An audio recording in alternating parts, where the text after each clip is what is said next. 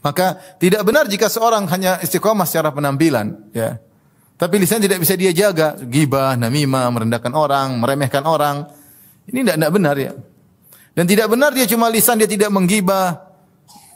Kemudian dia rajin sholat secara penampilan, oke, tapi hatinya ternyata ada ujub, ada riya, ada sombong. Itu bukan istiqomah. Itu bukan istiqomah. Istiqomah dituntut pada seluruhnya. Saya ingatkan kepada kawan-kawan yang mungkin sudah lama ngaji, jangan sampai kemudian ujub dengan apa yang sudah dia lakukan, jangan sombong, jangan angkuh, jangan merendahkan. Al-muslim akhul muslim la yakhdhiluhu wa la yahqiruhu.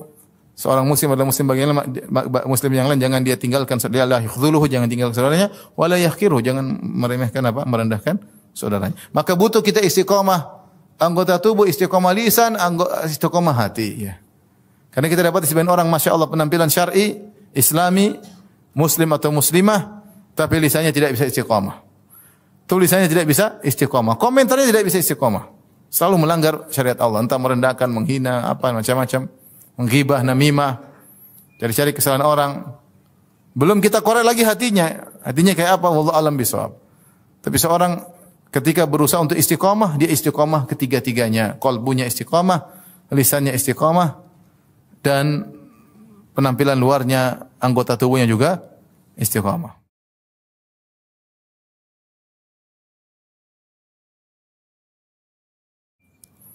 Dan istiqamah tidaklah mudah, ya. Karena penghalangnya sangat banyak. Mendapat hidayah, atau orang bilang hijrah kalau zaman sekarang, itu lebih mudah. Tapi istiqamah di atas jalan hijrah itu yang susah, ya. Seorang dapat hidayah, meninggalkan kemaksiatan, banyak orang dapat hidayah demikian. Tapi untuk dia istiqamah, terus meniti di atas jalan kebenaran tersebut sampai bertemu dengan Allah, ini tidak mudah. Makanya kalau ada yang berhasil, berarti dia telah mendapat karamah yang tertinggi, sebagaimana penjelasan Syekhul Islam Ibnu Taimiyah rahimahullahu taala. Oleh karenanya Allah Subhanahu wa taala memuji orang-orang istiqamah. Kata Allah Subhanahu wa taala, "Innal ladzina qalu rabbuna Allah tsumma istaqamu fala khaufun 'alaihim wa lahum yahzanun. Ulaika ashabul jannati khalidina fiha." Kata Allah Subhanahu wa taala, sungguhnya orang-orang yang berkata kami beriman, lantas mereka istiqamah, tsumma istaqamu, maka fala khaufun 'alaihim wa lahum yahzanun, maka tidak ada kekhawatiran dalam diri mereka dan tidak ada kesedihan. Ulaika ashabul jannah, maka mereka adalah penghuni surga. Ini di antara buah istiqamah, seorang itu akan tenang dan tentram. Apapun fitnah yang terjadi di sekelilingnya, kondisi yang terjadi di sekelilingnya, dia tetap bisa menata hatinya karena Allah berikan ketenangan dalam hatinya. Fala khaufun 'alaihim wa lahum yahzanun. Mereka tidak takut dan mereka tidak bersedih. Apapun yang terjadi, ya. Kesedihan yang wajar, ketakutan yang wajar itu biasa, tapi tidak berlebih-lebihan. Kenapa? Karena mereka punya iman, karena mereka istiqamah. Demikian juga Allah beri kabar gembira ketika mereka hendak meninggal dunia. Innal ladzina qalu rabbuna Allahu tsumma istaqamu tatanazzalu alaihimul malaikatu alla takhafu wa la tahzanu wa abshiru bil jannati allati kuntum tu'adun. Sungguhnya orang-orang yang berkata kami telah beriman lantas mereka istiqamah, maka turun malaikat banyak kepada mereka dan berkata, alla takhafu wa la tahzanu. Janganlah kalian takut dan janganlah kalian bersedih. Wa abshiru bil jannati allati kuntum tu'adun. Maka bergembiralah kalian dengan surga yang telah dijanjikan bagi kalian. Ini semua ayat-ayat menjelaskan tentang agungnya istiqamah yang kita semua sedang berjuang untuk menempuhnya, ya. Betapa sering kita terjungkal, terjatuh, kita bangkit lagi, terjatuh lagi, terbangkit lagi. Tapi seorang berusaha terus meniti jalan istiqamah. Rasulullah SAW telah mengabarkan bahwasanya istiqamah memang tidak semudah yang dibayangkan. Karena ada yang menghalang-halanginya. Dalam dua hadis yang pertama Rasulullah SAW sebutkan dalam hadis Abdullah bin Mas'ud radhiyallahu taala anhu, kata Rasulullah SAW, kata Abdullah bin Mas'ud, khatta lana Rasulullah SAW khattan biyadihi thumma qala hadza sabilullah mustaqiman. Nabi SAW membuat garis kepada kami, garis lurus, satu garis. Kemudian Rasulullah SAW berkata, inilah jalan Allah mustaqiman, jalan yang lurus. Wa khatta khututan an yaminihi wa shimali. Kemudian Rasulullah SAW bikin garis sebelah kanan dan sebelah kiri, garis yang banyak. Wa qala hadha subul laisa minha sabilun illa alai syaitan yad'u ilaihi. Kata Nabi, hadhihi subul, ini jalan-jalan yang banyak. Tidak ada laisa minha sabilun, tidak ada satu jalan pun di antara jalan-jalan ini illa alai syaitan yad'uhu ilaihi, kecuali ada syaitan yang berdiri di jalan tersebut menyuruh agar orang menempuh jalan-jalan yang miring tersebut. Tsumma qara'a, kemudian Rasulullah SAW membacakan firman Allah, wa anna hadha sirati mustaqiman fattabi'uhu wa la tattabi'us subula fatafarraqa bikum an sabilihi. Ini adalah jalan Allah, maka ikutilah dan janganlah kalian mengikuti jalan-jalan yang banyak, karena jalan-jalan tersebut akan membuat kalian terjauhkan dari jalan Allah Subhanahu wa taala. Hadis ini menjelaskan bahwasanya istiqamah jalannya satu, sementara jalan-jalan yang menyimpang sangat banyak dan setiap jalan ada syaitan yang menyeru. Ya, dia bukan hanya terbuka saja, tapi ada syaitan yang memanggil, menyeru, menghiasi jalan-jalan tersebut sehingga seorang ingin keluar dari jalan istiqamah kemudian belok kanan atau belok kiri menuju jalan-jalan yang menyimpang tersebut. Ini dalil bahwasanya penghalang-penghalang istiqamah sangatlah banyak dan setiap penghalang tersebut ada syaitan yang menyeru kepada jalan penghalang tersebut. Hadis yang mirip ini diriwayatkan juga oleh Imam Ahmad rahimahullah dalam musnadnya dari Nawas bin Sam'an Al-Ansari radhiyallahu taala anhu, beliau berkata, kata Rasulullah sallallahu alaihi wasallam, daraballahu taala mathalan siratan mustaqiman. Rasulullah sallallahu membuat perumpamaan tentang jalan yang lurus. Wa ala jambatai sirat suran. Rasulullah bikin jalan yang lurus, kemudian di pinggiran jalan sebelah kanan maupun sebelah kiri ada semacam pagar, ya. Fihima abwabun mufattahah, dan di pagar tersebut, jadi ini jalan lurus, sampingnya ada pagar, dan di pagar tersebut ada pintu-pintu yang terbuka. Pintu-pintu yang terbuka. Wa alal abwabi suturun murkhah, dan di atas pintu-pintu tersebut ada semacam kain sitar, semacam gorden yang terjulurkan yang menutupi lubang-lubang pintu tersebut. Wa ala babis sirat da'in yaqul ya ayuhan nas udkhulus sirat jami'an wa la tata'awwaju. Di awal seorang masuk jalan, maka ada penyuruh di situ mengatakan, wahai manusia sekalian, masuklah kalian jalan yang lurus ini, jangan keluar, jangan menyimpang sama sekali. Wa da'in yad'u min fawqi sirat, dan ternyata di tengah sirat juga ada dai yang menyeru kepada kebaikan, ya, untuk tetap bertahan di atas jalan tersebut. Ketika fa idza arada al-insanu an yaftah syai'an min tilkal abwab qala wayhaka la taftahu. Kalau ada seorang ingin buka gorden-gorden dan sitar-sitar untuk masuk dalam pintu yang menyimpang tadi untuk keluar di jalan, maka dai penyuruh yang ada di tengah jalan tersebut berkata, wayhaka la taftahu, celaka engkau, jangan kau buka sitar tersebut, fa innaka in taftahu talijhu. Kalau kau buka kau akan masuk. Maka Rasulullah SAW menjelaskan fassirat al-Islam, jalan yang lurus adalah Islam. Wassuran hududullah, pagar-pagar yang kanan kiri adalah batasan-batasan Allah Subhanahu wa taala, jangan dilewati. Wal abwab al mufattahatu maharimullah, adapun pintu-pintu yang terbuka itu perkara-perkara yang haram. Wa dzalika da'i ala ra'sis sirat kitabullah. Wa da'i min fawqin wa'idullahi fi qalbi kulli muslim. Dan dai yang di awal ketika seorang masuk jalan tersebut adalah Al-Qur'an, dan dai yang ada di dalam jalan tersebut penyeru yang mengingatkan, jangan buka gorden, jangan buka sitar, kalian akan masuk. Itu adalah wa'idullahi fi qalbi kulli muslim, yaitu sinyal dalam hatinya fitrah seseorang yang menyuruh dia untuk tidak membuka sitar tersebut. Ini dua hadis yang menjelaskan bahwasanya penghalang as-sirat al-mustaqim sangatlah banyak. Hadis Ibnu Mas'ud menjelaskan jalan yang lurus satu, kemudian jalan-jalan kesesatan yang membuat orang menyimpang dari sirat, dari tariqatul istiqamah atau tariqul istiqamah banyak, dan setiap jalan tersebut ada dai, ada penyuruhnya. Seperti dalam hadis kata Rasulullah SAW, du'atun ila abwabi jahannam, dai-dai yang menyuruh kepada neraka-neraka jahannam. Ada dai-nya. Kemudian dalam hadis Nawas bin Sam'an Al-Ansari radhiyallahu anhu, Rasulullah SAW menggambarkan bahwasanya jalan-jalan tersebut berupa pintu-pintu yang terbuka. Pintu-pintu yang terbuka, dan pintu-pintu tersebut ada sitar, kain yang terjulur menutup pintu tersebut. Artinya apa? Untuk membuka pintu tersebut sangat mudah, tinggal jadi bukan pintu yang berupa gagang, ada gagangnya, kemudian ditarik, dibuka, enggak, cuma kain, tinggal dibuka seorang masuk. Dan kalau sudah buka akan masuk, kata penyeru dalam hatinya yang mengingatkan, waihaka la taftahu fa innaka in taftahu talijhu. Wahai fulan, jangan kau buka sitar tersebut. Karena kalau kau buka kau akan masuk. Artinya begitu mudahnya seorang terjebak untuk keluar dari jalan yang lurus. Dan luar biasa ya penggambaran Nabi SAW 1400 tahun yang lalu, benar-benar luar biasa ya. Karena kalau orang masuk di dunia internet, dia tinggal ngeklik dia pasti terfitnah. Dia pasti tinggal dia mau klik atau tidak. Ketika dia mau klik mungkin jiwanya yang baik mencelanya. Allah Subhanahu wa taala berfirman tentang jiwa.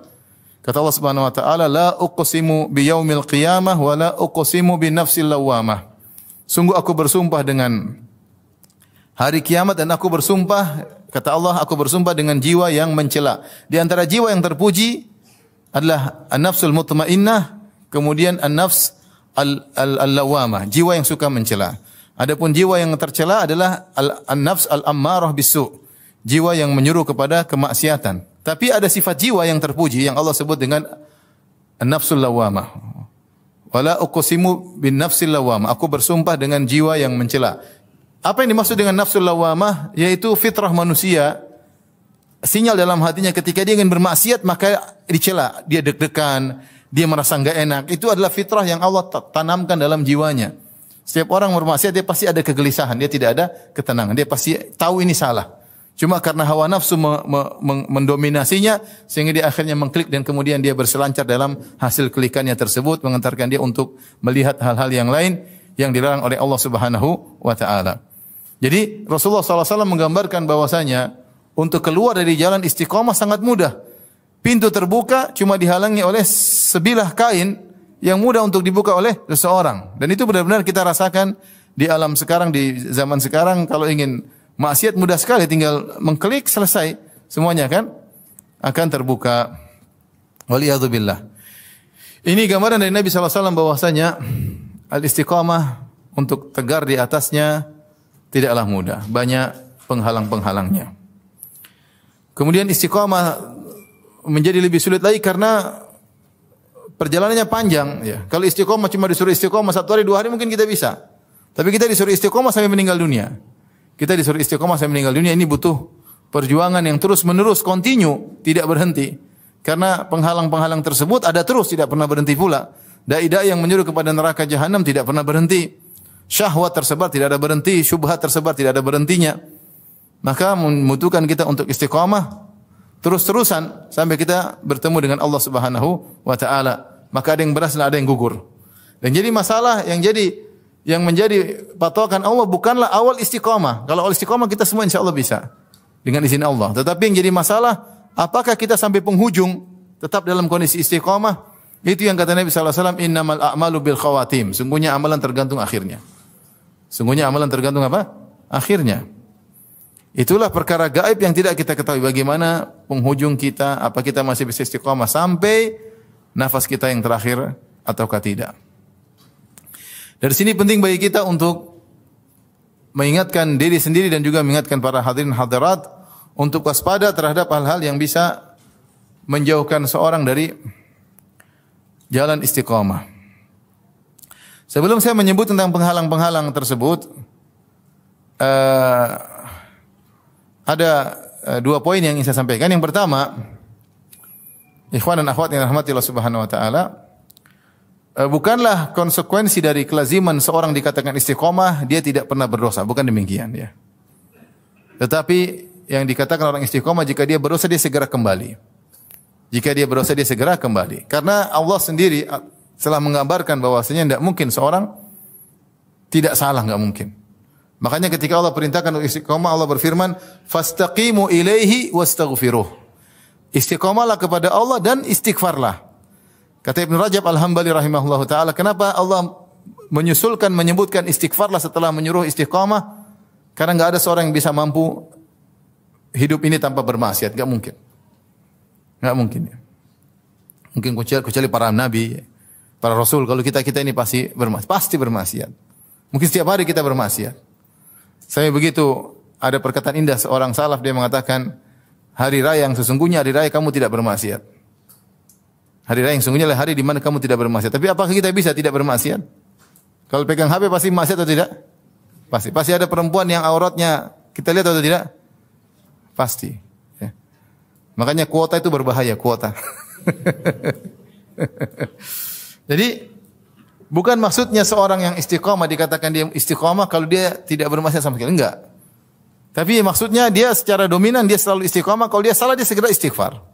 Makanya Allah berfirman, "Fastaqimu ilaihi", istiqomahlah, wastaghfiru, dan beristighfarlah.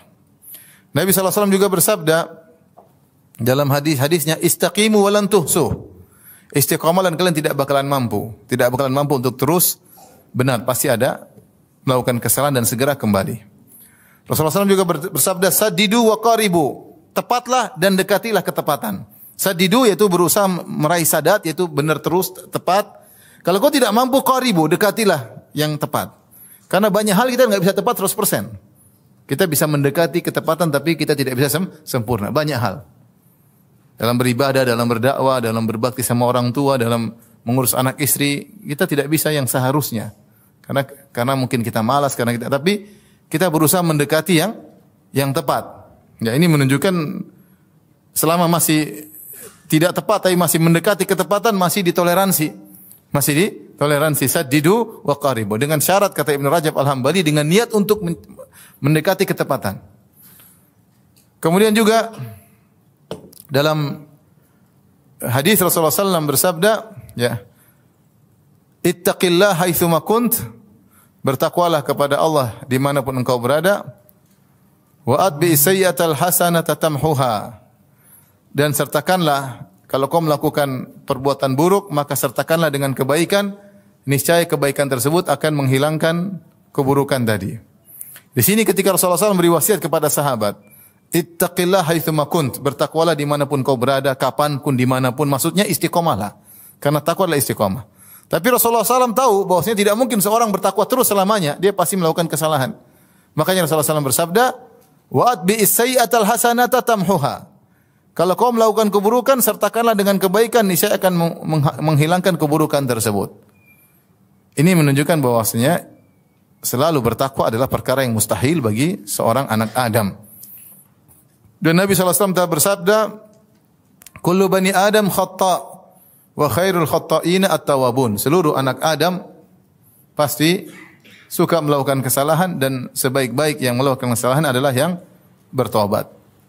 Jadi ikhwan dan akhwat yang rahmati Allah Subhanahu wa taala, bukan maknanya istiqamah tidak pernah bersalah. Itu hal yang mustahil bagi kita manusia, terutama di zaman sekarang yang hidup di tahun 2023 dengan berbagai macam kecanggihan teknologi, ledakan informasi dengan kebebasan yang luar biasa, ya. Mustahil kita tidak bermaksiat. Tetapi yang namanya orang istiqamah, ketika dia berusaha berjalan di atas jalan yang lurus semaksimal mungkin, kalau dia tergelincir, maka dia segera kembali. Dia segera kembali. Tidak membiarkan dirinya kemudian terbawa arus sehingga terlepas dari jalan istiqamah dan tidak kembali lagi kepada jalan istiqamah. Baik, ini yang pertama. Poin berikutnya yang kedua yang saya sampaikan juga, ya. Bahwasanya yang dimaksud dengan istiqamah bukanlah istiqamah terkait dengan penampilan zahir aja. Bukan istiqamah maksudnya seorang laki misalnya pakai baju koko, kemudian celananya cingkrang, kemudian dia berjenggot, bukan cuma zahir saja. Zahir kita dituntut istiqamah penampilan zahir. Tetapi kita juga disuruh istiqamah baik amalan jawarih, amal jawarih yang zahir, demikian juga istiqamahnya lisan dan istiqamahnya hati. Ini adalah istiqamah dituntut pada tiga hal tersebut. Istiqamahnya hati atau qalbu, kemudian istiqamahnya lisan dan juga istiqamah al-jawarih. Jangan sampai seorang hanya fokus untuk istiqamah pada penampilan luar, sementara dia tidak memperhatikan keistiqamah lisannya dan istiqamah hatinya. Bahkan asal dari istiqamah adalah istiqamahnya hati, di mana seorang senantiasa bersandar kepada Allah Subhanahu wa taala, ya. Saya bacakan perkataan Ibnu Rajab Al-Hambali rahimahullah, beliau berkata, "Aslul istiqamah istiqamatul qalbi ala tauhid." Asal dari istiqamah adalah istiqomahnya hati di atas tauhid. Ya, artinya dia senantiasa mengagungkan Allah, senantiasa tawakal kepada Allah, senantiasa ikhlas kepada Allah Subhanahu. Itu namanya istiqomah hati. Kemudian beliau berkata, "Famata istaqamal qalbu ala ma'rifatillah wa ala khasyatihi wa ijlalihi wa mahabatihi wa mahabbatihi wa iradatihi wa rajaihi wa du'aihi wa tawakkul alaihi wa li'rad amma siwahu istaqamatil jawarihu kulluha ala ta'atihi fa innal qalba huwa malikul a'dha." Kata beliau, kapan hati istiqamah di atas mengenal Allah, dia selalu mengingat Allah. Di atas khasyatihi, senantiasa dalam hatinya timbulkan rasa takut kepada Rabbul Alamin. Wa ijlalihi wa mahabbati, pengagungan terhadap Allah Subhanahu wa taala. Wa mahabbatihi, dan juga selalu mendidik hatinya untuk cinta kepada Allah. Wa iradatihi wa rajai, dan selalu berharap kepada Allah, dan selalu menuju kepada Allah, dan selalu berdoa kepada Allah, selalu bertawakal kepada Allah. Wal i'rad amma siwahu, dan selalu berpaling, memalingkan hatinya dari selain Allah. Dia tidak mau kalau selain Allah, maka hatinya istiqamah dan anggota tubuhnya juga akan istiqamah. Kenapa? Karena hati atau qalbu adalah raja dari anggota tubuh. Maka tidak benar jika seorang hanya istiqamah secara penampilan, ya. Tapi lisan tidak bisa dia jaga, ghibah, namimah, merendahkan orang, meremehkan orang. Ini tidak benar, ya. Dan tidak benar dia cuma lisan, dia tidak menggibah. Kemudian dia rajin salat secara penampilan, oke, tapi hatinya ternyata ada ujub, ada riya, ada sombong. Itu bukan istiqamah. Itu bukan istiqamah. Istiqamah dituntut pada seluruhnya. Saya ingatkan kepada kawan-kawan yang mungkin sudah lama mengaji, jangan sampai kemudian ujub dengan apa yang sudah dia lakukan. Jangan sombong, jangan angkuh, jangan merendahkan. Al-muslim akhul muslim la yakhdhiluhu wa la yahqiruhu. Seorang muslim adalah muslim yang lain, jangan dia tinggalkan, dia la yakhdhuluhu, jangan tinggalkan saudaranya, wa la yahqiruhu, jangan meremehkan merendahkan saudaranya. Maka butuh kita istiqamah anggota tubuh, istiqamah lisan, istiqamah hati, ya. Karena kita dapat sebagian orang, masya Allah, penampilan syar'i, islami, muslim atau muslimah, tapi lisannya tidak bisa istiqamah. Tulisannya tidak bisa istiqamah, komentarnya tidak bisa istiqamah. Selalu melanggar syariat Allah, entah merendahkan, menghina, apa macam-macam, menggibah, namimah, cari-cari kesalahan orang. Belum kita korek lagi hatinya kayak apa? Wallahu a'lam bishawab. Tapi seorang ketika berusaha untuk istiqamah, dia istiqamah ketiga-tiganya. Qalbunya istiqamah, lisannya istiqamah, dan penampilan luarnya, anggota tubuhnya juga istiqamah. Kita sedih melihat sebagian orang misalnya kelihatannya istiqamah secara penampilan, tapi ternyata lisannya tidak istiqamah. Menghina orang, merendahkan orang, sesama ikhwan, ya. Jangan, ya. Tidak tahu lagi hati seperti apa. Merendahkan, meremehkan, menghina yang lainnya, ya. Terkadang sesama dai, maksud saya ke istiqamah semuanya, bukan cuma penampilan luar aja, ya. Bukan cuma jenggot yang istiqamah, bukan cuma celana saja yang istiqamah.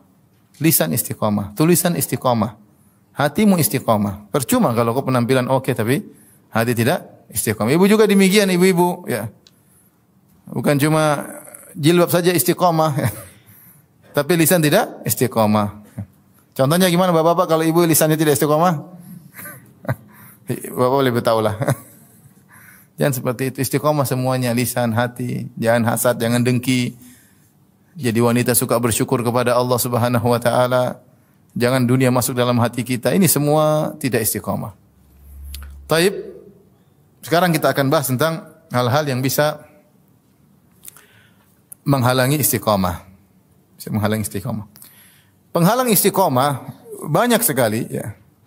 Tapi bisa kita simpulkan pada dua, yaitu syubhat dan syahwat. Itu saja intinya. Kalau bukan syubhat, syahwat. Seorang tadinya istiqamah bisa berubah ketika terkena syubhat. Terkena syubhat, ya. Tadinya rajin ibadah, tadinya dia khusyuk dalam salat, tiba-tiba dikasih syubhat, dia ragu tentang adanya Tuhan. Dia ragu tentang benarnya ajaran sunnah, dia ragu. Dia buat ragu sehingga dia mengatakan hadis belum tentu sahih. Al-Quran oke, hadis tidak, akhirnya menolak hadis. Banyak orang terkena syubhat. Apalagi dia baca perkataan orang liberal, perkataan ahlul bidah, sehingga dia terkena syubhat dan dia keluar jalan istiqamah. Dan demikian juga kembali kepada syahwat. syahwat dengan berbagai macam modelnya. Ini juga penghalang istiqamah. Syahwat dunia, syahwat wanita, syahwat jabatan, syahwat politik, banyak syahwat. Ya. Sehingga dia keluar di jalan istiqamah. Dan semua hal itu syubhat maupun syahwat semua terkumpulkan di HP. Semua di HP. Lihat bagaimana orang berubah hidupnya dengan HP banyak. Tadinya dia rajin baca Quran. Subhanallah. Tadinya dia rajin berzikir pada Allah Subhanahu wa taala. Tadinya dia tidak suka dengan ghibah dan namimah, tapi HP merubah kehidupannya. Taib, kita lanjutkan. Saya katakan bahwasanya semua penghalang istiqamah terkesimpulkan pada dua hal, yaitu syubhat dan syahwat, dan semuanya terkumpul pada HP. Setiap hari kita bawa penghalang istiqamah. Tergantung sejauh mana kita mau buka atau tidak. Kita mau dengar atau tidak, kita mau nonton atau tidak. Ya. Yang jadi masalah, alat inilah yang kemudian merubah pola kehidupan seorang. Yang tadinya jalan istiqamah, dia rajin baca Quran, dia rajin zikir pagi petang, ya. Dia ada waktu untuk berbakti sama orang tua, ada waktu untuk bercengkrama, bermesra dengan istri, ada waktu untuk ngurus anak-anak, hilang semuanya. Kenapa? Hidupnya berubah gara-gara tontonan. Jadi dia idman itu artinya kecanduan. Dia tidak bisa berhenti dari melihat HP-nya. Tidak berhenti dari melihat YouTube, tontonan yang harus dia lihat selalu, ya. Dia tidak kecanduan kalau dia merasa tidak tentram kalau tidak melihat komentar. Sehingga dia baca komentar-komentar yang ada dan itu menghabiskan umurnya. Saking kecanduannya kalau dia naik mobil dia tidak ngomong sama istrinya. Ternyata istrinya juga kecanduan, sama-sama kecanduan. Sampai kecanduannya kalau pulang ke rumah satu tempat tidur, istrinya ketawa, dia pun ketawa sendiri. Anaknya nangis dikasih alat juga anaknya akhirnya diketawa sendiri. Akhirnya bertiga ketawa sendiri di atas satu tempat tidur. Waliyadzubillah. Istiqomah hilang, totalitas hilang. Tidak ada zikir untuk sebelum tidur. Kenapa? Dia tidur sampai nonton YouTube sampai ketiduran. Tidak ada zikir setelah bangun tidur yang pertama dia lihat WA yang masuk, kemudian dia buka WA tersebut. Tidak sempat dia membaca doa bangun tidur. Demikian pola kehidupannya sehari, dua hari, sebulan, setahun, puluhan tahun sampai dia meninggal dunia. Zikir pagi lewat, zikir petang lewat. Tidak sempat baca Quran karena saking sibuknya melihat berita kriminal. Tidak sempat baca Al-Quran.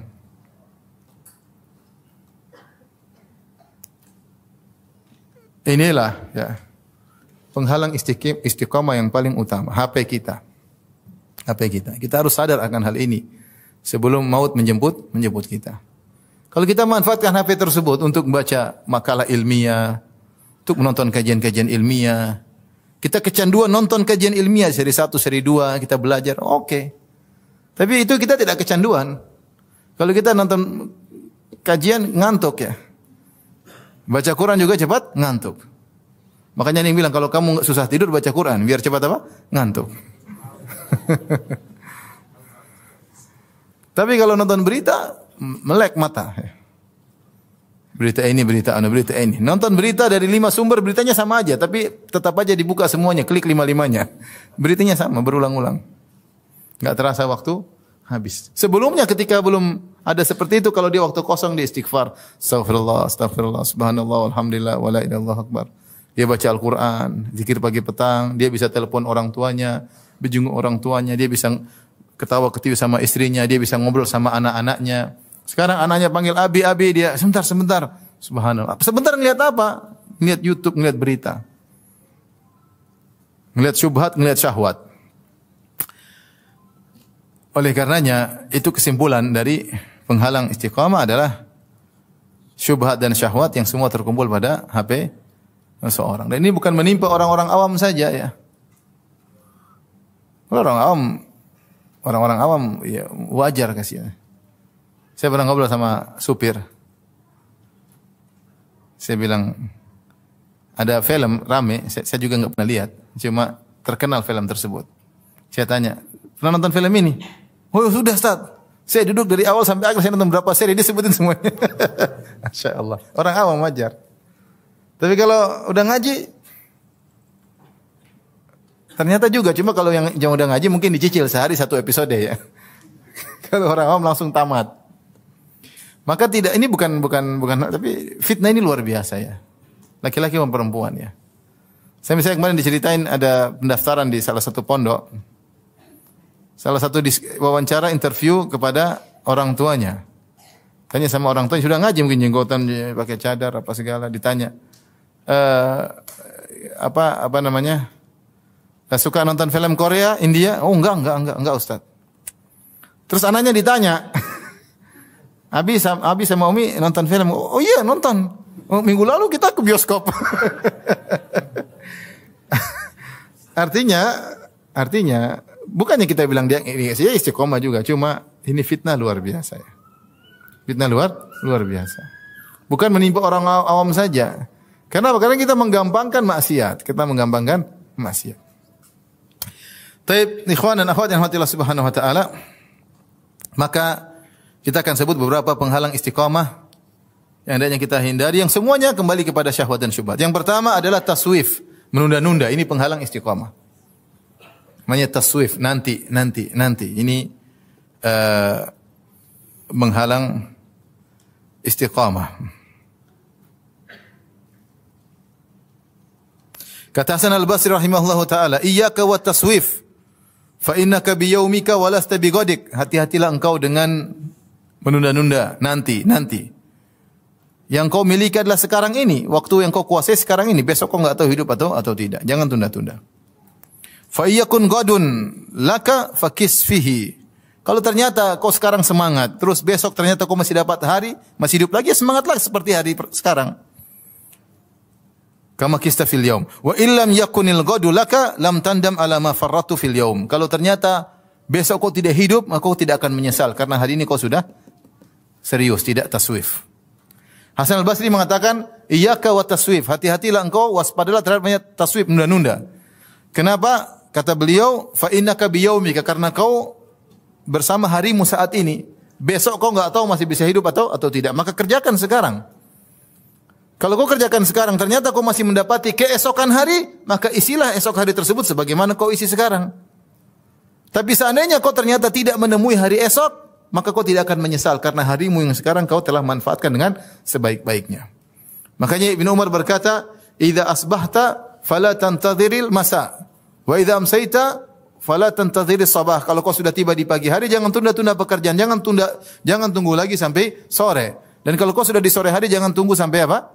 Pagi. Kerjakan. Ini yang membuat orang terhalang dari istiqamah adalah menunda-nunda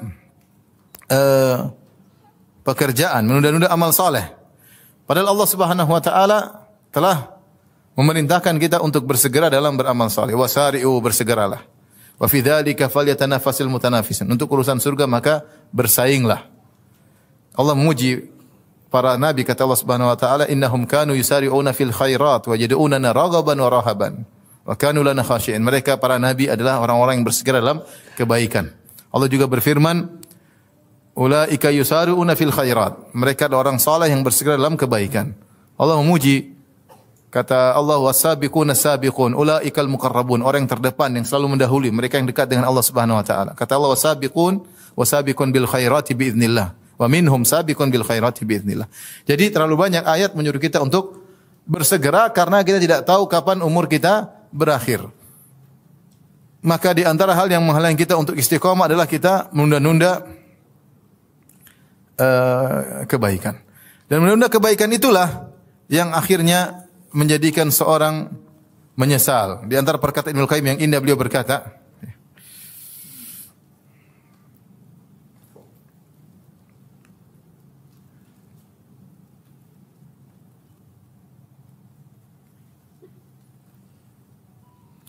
dia berkata, yafirru min ijabati da'il kasli ila da'il amal wa tashmir bil jiddi wal ijtihad. Wal jiddu ha huna sidqul amal. Seorang hendaknya lari dari seruan penyuruh kemalasan. Kalau dalam hatinya malas, jangan dia dengar. Hatinya menyuruh untuk malas, jangan dia dengar. Jangan dia turuti seruan malas tersebut, dai tersebut yang menyuruh untuk malas. Jangan dia ikuti seruan kemalasan tersebut. Hendaknya dia lari dari seruan kemalasan tersebut ila da'il amal wa tashmir, agar dia pergi menuju seruan untuk beramal dan bersiap-siap dengan kesungguhan. Yang dimaksud dengan kesungguhan di sini adalah sidqul amal, beramal yang tulus. Wa ikhlasuhu min syawaibil futur, dan ikhlas dalam beramal membersihkannya dari hal-hal yang bisa membuat dia futur, malas. Wa wu'udit taswif wa tahawun, dan hendaknya dia membersihkan amalnya dari taswif, nanti saja, mengeremehkan. Wa huwa tahta sin wa saufa wa asala ala, nanti insyaallah, belakangan, semoga. Ini semua perkara taswif. Fahiya adarru syai'in 'alal abdi, kata Ibnu Qayyim, ini adalah perkara yang paling memberi kemudaratan kepada seorang hamba. Wa hiya syajaratun samaruhal khusran wan nadamat. Sungguhnya taswif, nanti menunda, adalah pohon yang buahnya adalah kerugian dan penyesalan. Kata beliau tentang taswif, tentang menunda-nunda, wa hiya syajaratun samaruha al khusran wan nadamat. Pohon yang buahnya adalah kerugian dan penyesalan. Ya, penyesalan, nunda-nunda. Betapa banyak orang yang niatnya untuk bersedekah, akhirnya tidak jadi bersedekah nanti. Dia melihat orang miskin, hatinya tergerak untuk memberi sedekah, kata dia nanti aja. Nanti. Ketika nanti orang miskin tersebut sudah tidak ada di hadapan mata dia, atau dia lupa dengan kebaikan tersebut yang tadi sudah dia niatkan, atau dia tersibukkan dengan kebutuhan yang lain sehingga dia tidak jadi bersedekah. Betapa banyak orang terbetik dalam hatinya ingin sholat duha, dia bilang nantilah jam 10, jam 11. Akhirnya apa? Dia kejebak buka YouTube, akhirnya nonton sampai zuhur. Sehingga lupa untuk sholat apa? Duha. Betapa banyak orang menyesal, dia bilang nantilah saya akan belikan mobil buat ibu, saya belikan rumah buat dia, padahal dia punya uang, dia enggak belikan, tahu-tahu ibunya meninggal dunia. Betapa banyak nanti saya tobat, ya besok pagi saya tobat, malam ini terakhirlah saya nonton serial film ya. Nanti pada subuh saya mau tobat. Tahu-tahu dia tidak bangun lagi. Oleh karenanya ini nanti menunda-nunda ini penghalang istiqamah. Betapa banyak orang yang baca Quran nanti. Akhirnya enggak baca Quran, dia baca berita dunia. Jam-jam dia habiskan berwaktu-waktu, berlama-lama untuk membaca yang tidak bermanfaat, hanya menambah hisabnya pada hari kiamat kelak. Oleh karenanya ikhwan, kalau ada kita niat untuk melakukan kebaikan, jangan tunda-tunda. Allah sedang kasih hidayah kepada kita, jangan tunda-tunda. Di antara yang menarik, sebab wanita banyak masuk neraka, ketika Rasulullah SAW di hari Idul Fitri atau Idul Adha, Rasulullah SAW berkhutbah, kemudian Rasulullah SAW berkata, ya ma'syaran nisa tasaddaqna, wahai para wanita bersedekahlah kalian. Fa inna kunna aktsara hatabi jahannam, karena kalian banyak penghuni neraka jahannam, makanya bersedekahlah. Ada wanita berkata, "Lima ya Rasulullah, kenapa kami perempuan banyak masuk neraka?" Rasulullah SAW mengatakan, "La anna kunna takfurnal ashir," karena kalian suka kufur kepada suami, tidak berterima kasih kepada suami. Wa tukthirnal la'nah, kalian suka mengumpat. Wa tukthirnas syaka, yang ketiga kalian suka mengeluh tentang kehidupan, tidak betah dengan kehidupan, mengeluhkan suami kepada orang lain, terkadang mengeluhkan suami sendiri kepada suami orang lain.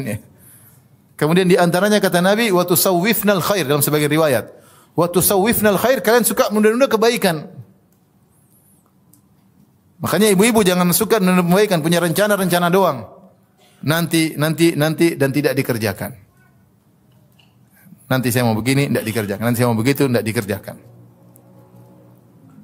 Maka waspada, ini di antara hal yang memalingkan seorang dari istiqamah. Lihatlah penyesalan yang Allah gambarkan dalam Al-Qur'an. Ya ayyuhalladzina amanu la tulhikum amwalukum wala auladukum an dzikrillah wa may yaf'al dzalika fa ulaika humul khasirun. Wa anfiqu mimma razaqnahum min qabli an ya'ti ahadakumul maut fayaqula rabbi laula akhartani ila ajalin qarib fa asaddaq wa akum minas salihin. Kata Allah, wahai orang beriman, janganlah anak-anak kalian, harta kalian membuat kalian lupa dari mengingat Allah Subhanahu wa taala, membuat kalian lalai. Siapa yang melakukannya maka dia sungguh orang yang merugi.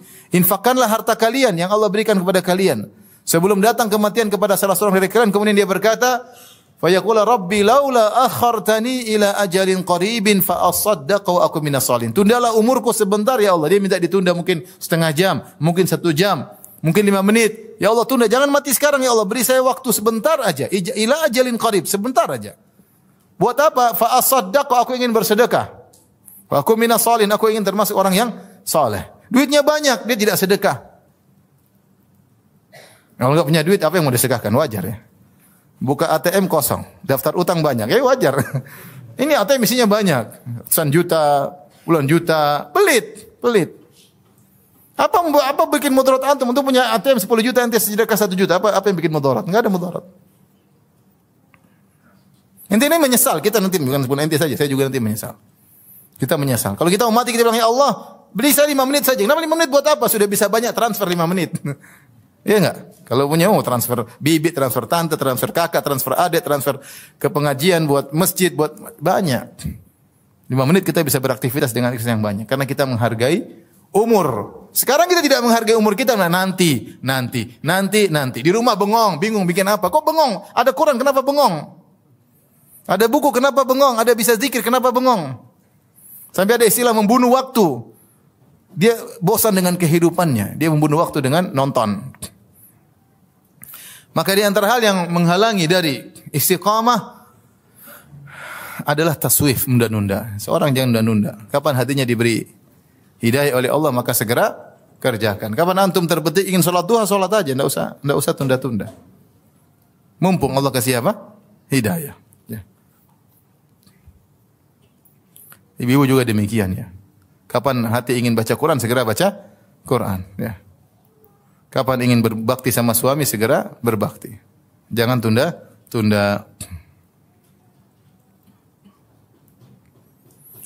Kemudian di antara penghalang istiqamah adalah berlebih-lebihan dalam mubahat. Berlebihan dalam hal yang diperbolehkan, berlebih-lebihan. Karena terlalu di antara cara setan untuk menghalangi seorang, setan menjatuhkan dalam kesyirikan. Kalau tidak bisa syirik, bebas dari syirik, setan menjerumuskan dalam kebid'ahan. Kalau tidak bisa terjerumus dalam kebid'ahan, maka setan jatuhkan dalam perkara-perkara yang makruh. Kalau tidak bisa, maka setan jatuhkan dalam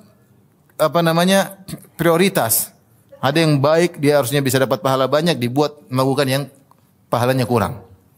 Kalau enggak, setan buat dia terjebak dalam mubahat, perkara yang mubah. Terlalu sering bermubah-mubahan, akhirnya yang syar'i dia tinggalkan, yang mustahab dia tinggalkan. Karena umur kita kan sedikit. Kalau kita enggak memanage, kita tersibukkan dengan perkara yang sunnah, atau tersibukkan dengan perkara yang haram, atau tersibukkan dengan perkara yang mubah. Memang benar perkara yang mubah boleh, tapi kalau berlebihan, kita khawatir tidak istiqamah. Karena hati ini butuh charger dengan ketakwaan, charger dengan menjalankan perkara-perkara sunnah. Kalau semakin kita sering menjalankan perkara sunnah, maka semakin besar penjagaan Allah terhadap kita. Dalam hadis qudsi, wala yazalu abdi yataqarrabu ilayya bin nawafil hatta uhibbah. Senantiasa seorang hamba mendekatkan dirinya kepada aku dengan perkara-perkara yang sunnah sampai aku pun mencintainya. Fa idza ahbabtuhu, jika aku sudah mencintai sang hamba, aku menjadi pendengarannya, penglihatannya, menjadi lisannya, menjadi hatinya, menjadi tangannya. Artinya Allah jaga dia. Tapi ketika dia meninggalkan sunnah dan sibuk perkara yang mubah, berlebih-lebihan, maka dia akan keluar dari jalan istiqamah. Dia akan meninggalkan sunnah. Wajib pun terkadang tertunda-tunda. Contoh nyata hal-hal yang berlebihan di zaman sekarang ini. Apa contohnya? Apa contohnya? Hobi apa? Hah? Goes. Nanti banyak yang marah. Goes kalau sesekali oke lah. Saya juga dulu goesan ya. Ya kalau tiap hari goes 3 jam, 4 jam berlebih-lebihan ya. Tiap hari 4 jam, kecuali ada terapi kesehatan, itu lain lah. Ya, tapi kalau udah perlu nggak ada masalah. Orang perlu nggak apa-apa. Dia goes tiap hari, kenapa? Dia pelatih goes, ya nggak apa-apa. Dia cari nafkah dengan pelatih goes. Tapi antum yang goes jangan tiap hari. Ada waktunya. Contoh di zaman sekarang ini berlebih-lebihan dalam nonton bola, berlebih-lebihan. Nonton bola mungkin hukumnya asalnya mubah mungkin ya. Orang berlebih-lebihan, semua dia nonton. Sampai jam 2 malam dia nonton. Finalnya jam 2 malam pasti apa? Bangun. Kalau dia sudah bangun jam 2 malam, pasti ada sunnah yang ditumbalkan. Pasti atau tidak? Pasti. Kecuali ente pemain bola, oke. Ente bukan pemain bola. Saya nonton. Semua pemain dihafalkan namanya. Fulan. Sampai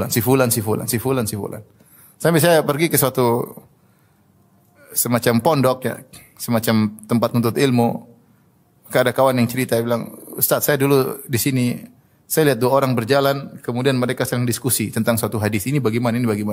Sekarang santri jalan berdua, kamu Ronaldo apa Ronaldinho? Santri ngobrol pemain bola, hafal tentang ini, begini. kemudian ini pemain bola ini tidak punya istri tapi anaknya banyak. Sampai hafal tempat inilah, ini di mana, tentang biografinya. Biografi Abu Bakar As-Siddiq tidak tahu. Ini berlebih-lebihan dalam bukannya artinya seorang mengatur ada waktunya dia senang-senang, ada waktunya dia happy-happy, tapi jangan berlebih-lebihan. Ini menghalangi seorang dari apa? Istiqamah.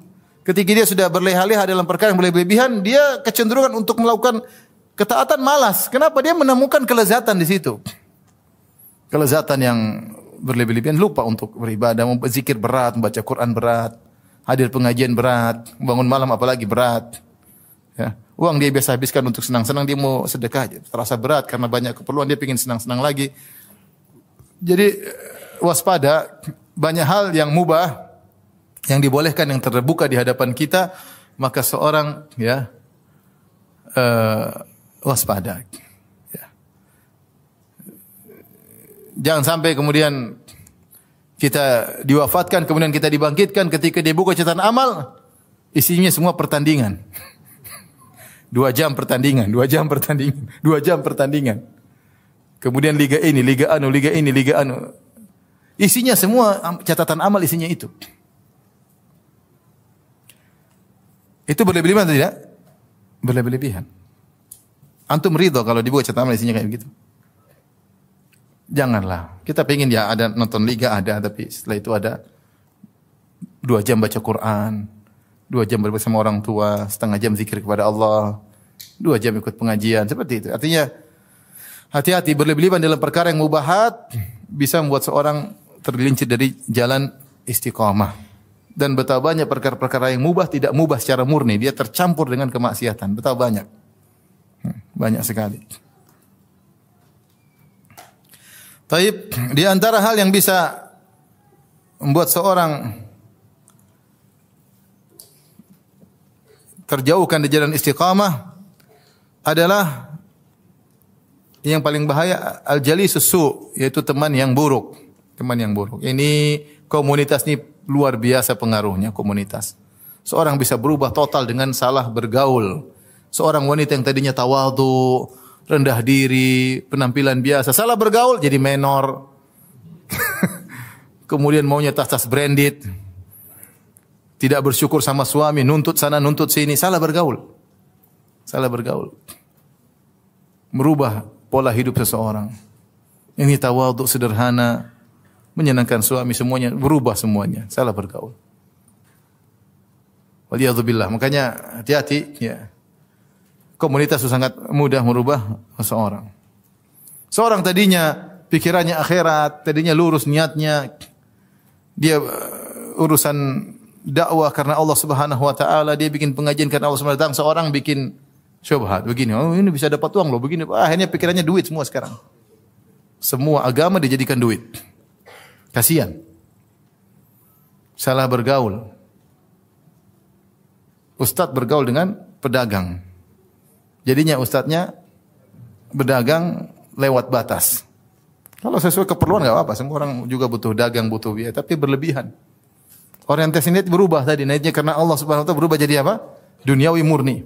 Semua perhitungannya duniawi. Salah bergaul. Salah bergaul. Waliyadzubillah ya. Ya. Oleh karenanya teman ini sangat penting. Sangat penting. Kita cari teman-teman yang membuat kita ingat sama akhirat. Kalau lihat dia kita ingat akhirat. Kalau kita lihat dia kita ingat akhirat. Cari teman-teman yang kita saling mengingatkan, yang tidak pekewu untuk mengingatkan saya kalau saya salah dan saya tidak pekewu untuk mengingatkan dia kalau dia salah. Itu teman yang terbaik. Bukan teman yang ketemu senang-senang tidak saling menegur, kalau ada salah dibiarin aja. Ini teman yang menyesatkan.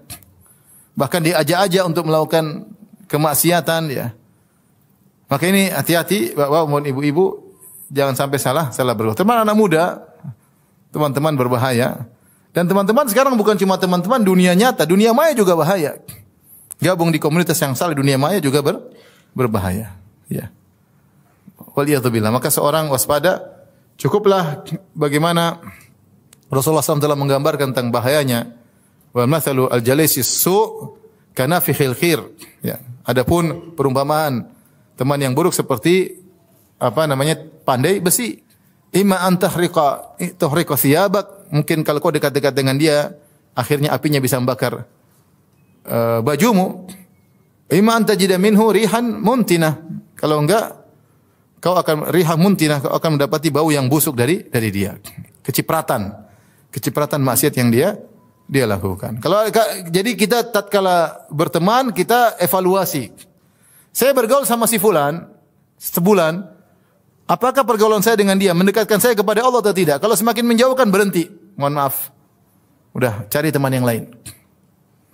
Kalau kita enggak sadar bergaul dengan dia, ternyata semakin benar dunia semakin banyak, tapi semakin jauh dari Allah Subhanahu wa taala. Itu namanya istidraj. Kita semakin dapat duit, tapi salat malam sebagian kita tinggalkan, baca Quran enggak pernah. Istidraj kita ini diisi dari Allah Subhanahu wa taala. Ini teman menyesatkan, tinggalkan. Ya, ente mati harta tidak dibawa. Oleh karena seorang waspada, dia evaluasi, bergaul oke, kita punya teman banyak, ada teman dekat, evaluasi. Sebulan 2 bulan saya gaul sama dia, duduk sebentar. Bandingkan saya 2 bulan sebelum kenal dia dengan 2 bulan sekarang setelah kenal dia. Apa pembicaraan saya? Apa deposit akhirat saya bertambah atau berkurang? Direnungkan, evaluasi. Kalau baik lanjutkan, kalau enggak selamat tinggal ya. Karena teman benar-benar punya pengaruh yang luar biasa. Lihatlah Abu Talib hampir-hampir masuk Islam, tapi ada temannya yang buruk, Abu Jahal.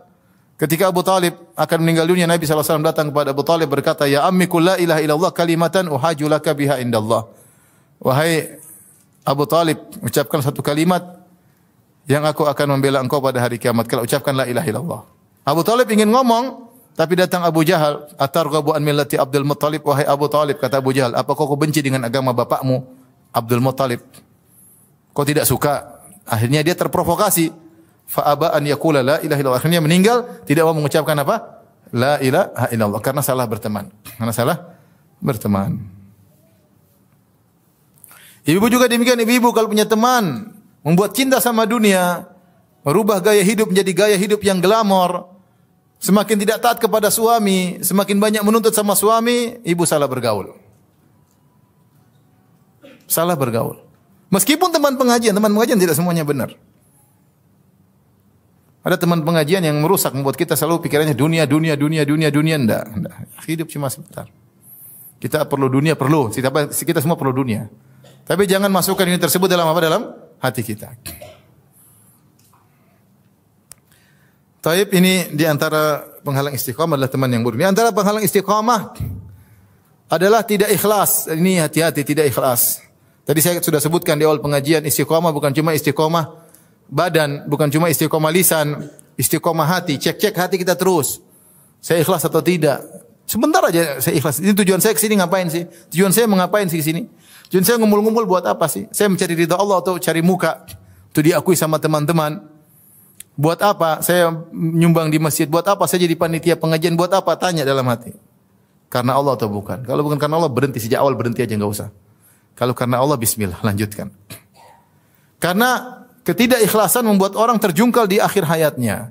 Kata Nabi sallallahu alaihi wasallam satu hadis, "Inna ahadakum la ya'malu bi amali ahli jannah hatta ma yakunu bainahu wa bainaha illa dhira'. Fayasbiqu alaihi alkitab fayamalu bi amali ahli an-nar fayadkhuluha." Sungguh salah seorang dari kalian melakukan amalan-amalan kebajikan, amalan ahli surga, sampai jarak dia dengan surga tinggal sehasta. Namun sudah kedahuluan takdir, maka di akhir hayatnya dia beramal dengan amalan-amalan keburukan, penghuni neraka, kemudian dia mati, kemudian masuk neraka. Hadis ini ditafsirkan dalam hadis yang lain, kata Nabi sallallahu alaihi wasallam, "Inna ahadakum la ya'malu bi amali ahli jannah fima yabdu lin-nas wa huwa min ahli nar." Sungguhnya salah seorang dari kalian melakukan amalan-amalan kebajikan menurut pandangan manusia, padahal dia penghuni neraka. Artinya apa? Dia riya ketika beramal dengan amalan tersebut. Dia riya, dia tidak ikhlas. Nah, riya ini kalau dibiarkan akan berdampak di akhir hayat.